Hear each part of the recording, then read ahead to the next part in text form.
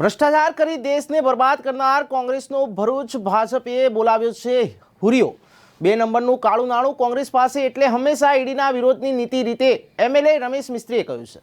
કૌભાંડો અને ભ્રષ્ટાચારનું બીજું નામ એટલે કોંગ્રેસ। કોંગ્રેસના સાંસદ ધીરજ શાહુ પાસેથી 290 કરોડ ઉપરાંતનું કાળું નાણું પકડાતા પાંચબત્તી ખાતે ભાજપમાં દેખાવ થયો છે। ત્યારે ભરૂચ જિલ્લાના ભાજપ દ્વારા પાંચબત્તી ખાતે કોંગ્રેસ ભ્રષ્ટાચાર કરીને દેશને બરબાદ કર્યો હોવાના પ્લેકાર્ડ અને સૂત્રોચ્ચાર સાથે વિરોધ પ્રદર્શન યોજ્યું હતું। ઝારખંડ રાજ્યસભાના કોંગ્રેસી સાંસદ ધીરજ શાહુ પાસેથી ઈડીના દરોડામાં 290 કરોડ ઉપરાંતનું 2 નંબરનું કાળું નાણું મળી આવતા ભરૂચ જિલ્લા ભાજપે કોંગ્રેસના કૌભાંડ અને ભ્રષ્ટાચાર સામે શનિવારે સાંજે પાંચબત્તી ખાતે દેખાવ કર્યો।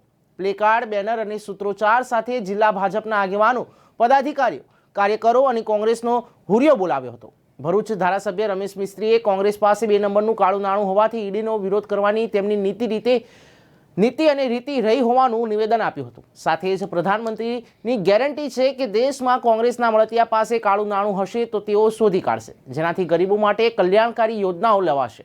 જિલ્લા ભાજપ પ્રમુખ મારુતિસિંહ અટોદરિયાએ ભ્રષ્ટાચારનું બીજું નામ એટલે કોંગ્રેસને ગણાવ્યું હતું। ત્યારે નાના કાર્યકરોએ કોંગ્રેસના મોટા ગજાના નેતાઓ તમામ ભ્રષ્ટાચારમાં ખદબદતા હોવાનો પણ આક્ષેપ તેમણે કર્યો છે।